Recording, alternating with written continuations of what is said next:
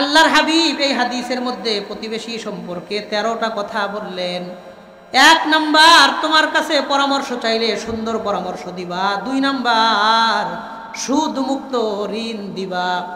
3 number, হঠাৎ গরিব হয়ে গেলে তুমি তার পাশে দাঁড়াইবা। 4 নাম্বার, অসুস্থ হইলে দেখতে যাইবা।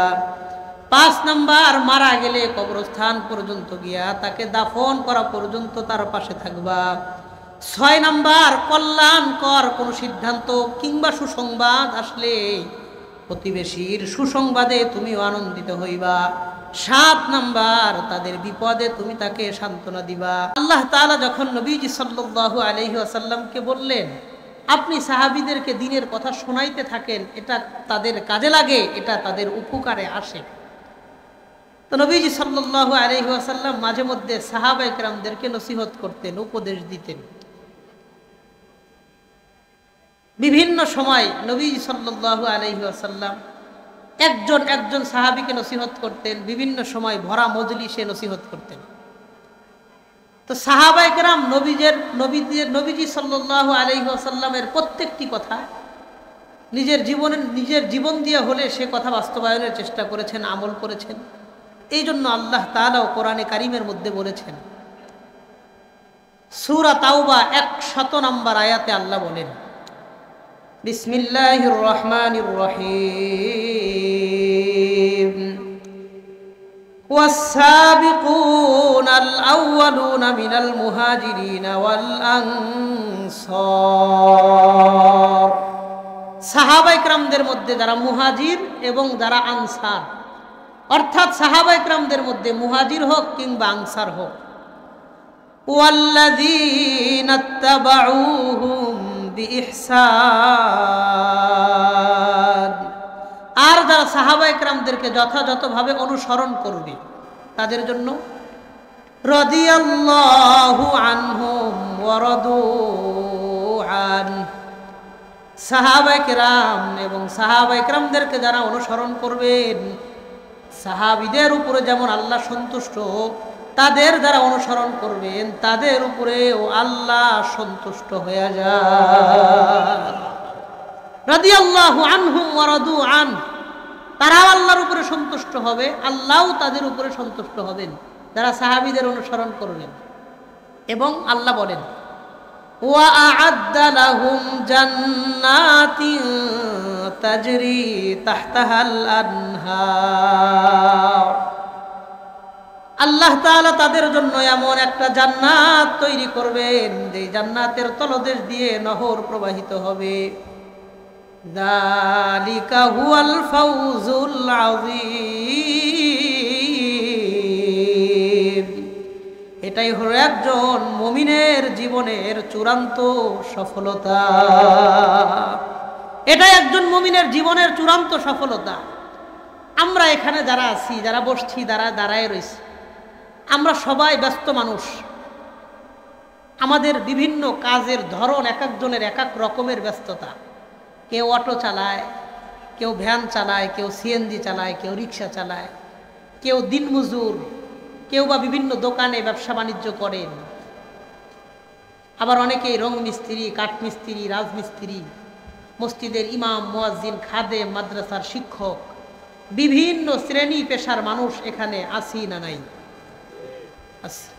আমাদের সকলের ব্যস্ততা ভিন্ন হতে পারে, কিন্তু আমাদের সকলের পরিচয় এক, আমরা সবাই মুসলমান। কেউ অটো চালাইতেছে, এই লোকটাও মুসলমান। চা বিক্রি করতেছে, এই লোকটাও মুসলমান। পান আর বাদাম বিক্রি করতেছে, তার পরিচয়ও তিনিও একজন মুসলমান। কথা কন ঠিক কিনা?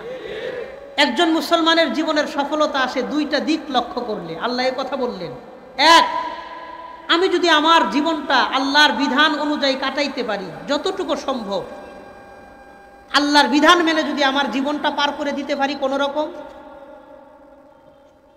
মরণের পর যদি সুন্দর একটা মরণ আমি পাই, যখন আল্লাহ আমার উপরে সন্তুষ্ট, ইমানদারের মতন একটা ভালো মরণ যদি আমি পাই, তাইলে জীবনে আর কিচ্ছু না পাইলেও আমার আপনার কোনো আফসোস নাই।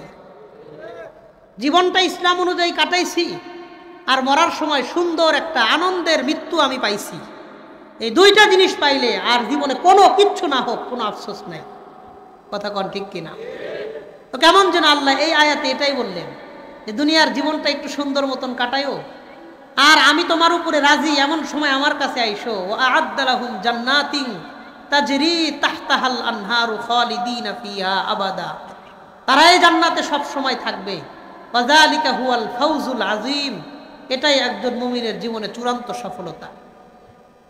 আমার আপনার জীবনটা ইসলাম অনুযায়ী কাটুক আর মরণটা সুন্দর হোক, এটা আমি আপনি চাই কি চাই না? কথা কন, চাই কি চাই না? চলেন দুই একটা হাদিস এই শিরোনামে আমরা শুনি।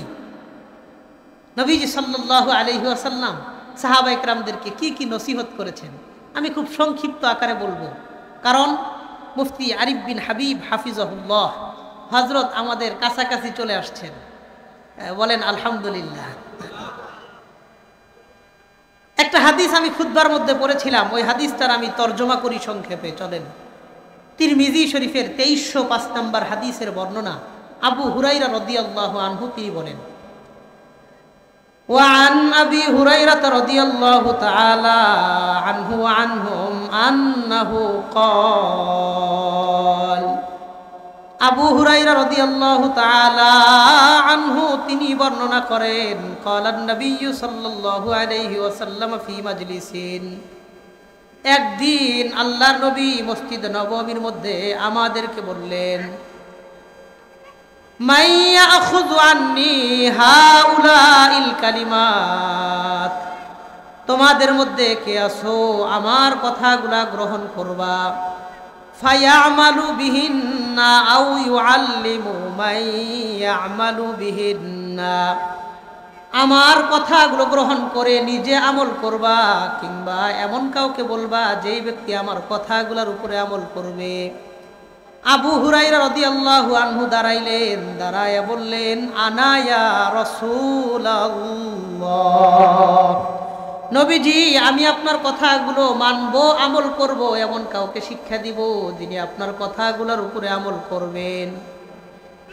আবু হুরায়রা বলেন, ফাআখাযা বিয়াদি ফাআদ্দা খামসা, নবীজি সাল্লাল্লাহু আলাইহি ওয়াসাল্লাম আমার হাত ধরলেন, আমার হাত ধরে গুনে গুনে আমাকে 5টা নসিহত করলেন। আবু হুরায়রা রাদিয়াল্লাহু তাআলা আনহুর হাত ধরে নবীজি গুনে গুনে গুনে গুনে 5টা নসিহত করেছেন। বলেন কয়টা? এর চেয়ে 5 গুণ বেশি আওয়াজ দিয়ে কর না, কয়টা? 1 নাম্বার, আবু হুরায়রা রাদিয়াল্লাহু আনহুর হাত ধরে নবীজি বললেন, ইত্তাকিল মাহারিমা তাকুন আবাদান নাস, আবু হুরায়রা তুমি গুনাহ করবা না, গুনাহ থেকে বিরত থাকবা, তাহলে তুমি সবচাইতে বড় বুজুর্গ ব্যক্তি হয়ে যাইবা। গুনাহ কইরেন না, আমল কয়েকটা কম করেন, অসুবিধা নাই। গুনাহ যদি না থাকে, আমল কম হোক, এই কম আমলই আমার আপনার নাজাতের জন্য যথেষ্ট হয়ে যাবে ইনশাআল্লাহ। আমলও বেশি, গুনাহও অনেক বেশি, তো এই বেশি আমল আমাকে নাজাতের ফয়সালা নিয়ে দিতে পারবে না। একজন প্রতিবেশীর কাছে 13টা অধিকার রাখে। বলেন তো কয়টা অধিকার রাখে? 1 নাম্বার নবী বললেন, ইনিস্তাআনা বিকা আনতাহু, তোমার প্রতিবেশী যদি তোমার কাছে পরামর্শ চায় তুমি তারে সুন্দর পরামর্শ দিবা। 2 নাম্বার নবীজি বললেন, ওয়া ইন ইস্তাকরাযাকা আকরাস্তাহু, তোমার প্রতিবেশী তোমার কাছে ঋণ চাইলে তুমি তাকে সুদমুক্ত ঋণ দিবা। 1 নাম্বার পরামর্শ চাইলে সুন্দর পরামর্শ দিবা, 2 নাম্বার ঋণ চাইলে সুদমুক্ত ঋণ দিবা। 3 নাম্বার নবীজি সাল্লাল্লাহু আলাইহি ওয়াসাল্লাম বলেন, ওয়া ইন ইফতাকরা উত্তা আলাইহি, তোমার প্রতিবেশী যদি হঠাৎ গরিব হয়ে যায় তুমি এই গরিব প্রতিবেশীর পাশে দাঁড়াইবা। 4 নাম্বার নবীজি বললেন, ওয়া ইযা মারিযা উত্তাহু, তোমার প্রতিবেশী অসুস্থ হইলে হাসপাতাল পর্যন্ত তাকে দেখতে যাইবা, হাসপাতাল পর্যন্ত তারে দেখতে যাইবা প্রতিবেশী যদি অসুস্থ হয়। আমাদের সমাজের বহু মানুষ বলে, এখন তো হাসপাতালে আছে, বাড়িতে আসলে পরে দেখতে যাব, হাসপাতালে যায় না। অথচ বুখারীর হাদিস, নবীজি বলেন, কোনো ব্যক্তি যদি তার অসুস্থ প্রতিবেশীকে দেখতে যায়, তার পাশে যতক্ষণ বসে থাকে 70,000 ফেরেশতা এই ব্যক্তির গুনাহ মাফের জন্য আল্লাহর কাছে দোয়া করতে থাকে। কত বড় ফজিলতের বিষয়। আল্লাহ আমাদের বোঝার তৌফিক দান করেন। 4 নাম্বার নবীজি বললেন, অসুস্থ হইলে প্রতিবেশীকে তোমরা দেখতে যাইবা। 5 নাম্বার নবীজি বলেন, ওয়া ইযা মাতা ইত্তাবাতা জানাজাতাহু, তোমার প্রতিবেশীর কেউ মারা গেলে কবরস্থানে গিয়া দাফন করা পর্যন্ত তুমি তার পাশে থাকবা, কবরে দাফন করা পর্যন্ত পাশে থাকবা। 6 নম্বর নবীজি বলেন, ওয়া ইযা আসাবাহু খায়রুন হান্নাতাহু, তোমার প্রতিবেশীর মধ্যে ভালো কোনো সংবাদ আসলে সেই সংবাদে তুমিও আনন্দিত হইবা, হিংসা করবা না।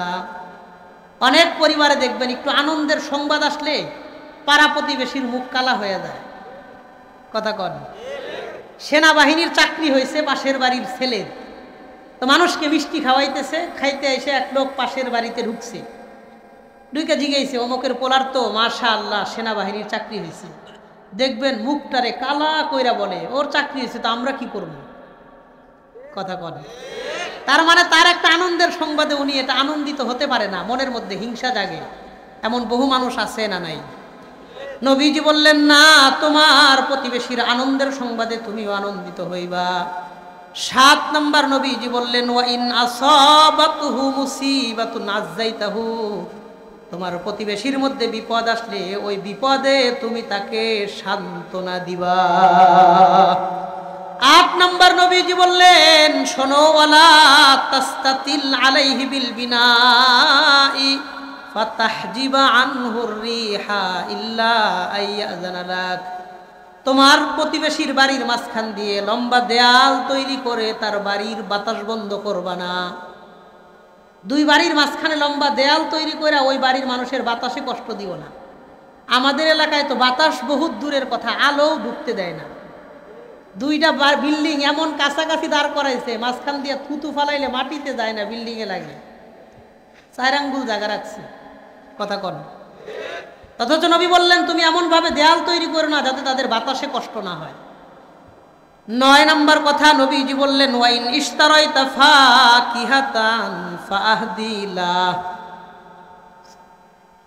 তুমি তোমার বাড়ির জন্য যখন ফল ফলাদি কিনবা, তখন এই ফল থেকে তোমার প্রতিবেশীর বাড়িতে সামান্য হইলেও হাদিয়া পাঠাইবা। ফল কিনছো তো সামান্য একটু হাদিয়া দাও।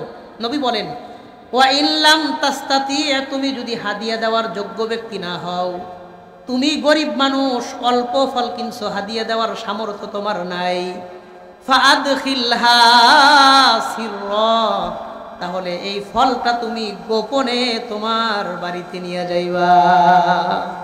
ফলটা প্রকাশ্যে নিবা না, গোপনে এমন একটা ব্যাগের মধ্যে নিবেন, এখানে ফল আছে না বাজার আছে না সবজি আছে না চাউল আছে, এটা যেন মানুষ বুঝতে না পারে। জালির ব্যাগে নিবেন না, অন্য কোনো কালো পলিথিন বা বাজারের ব্যাগে নিয়ে যাইবা। কন্যা সুবহানাল্লাহ। এবং নবীজি বললেন, শোনো, ওয়ালা ইয়াখরুজ বিহা ওয়ালাদুকা লিয়াগিজ বিহা ওয়ালাদা, তোমার সন্তানরা যেন এই ফলের টুকরা নিয়ে অন্য সন্তানদের সামনে গিয়া না খায়। তোমার সন্তানরা যেন এই ফলের টুকরা নিয়ে অন্য সন্তানদের সামনে গিয়া না খায়। এতে করে ওই সন্তানটাও তার বাবার কাছে ফল আনতে বলবে।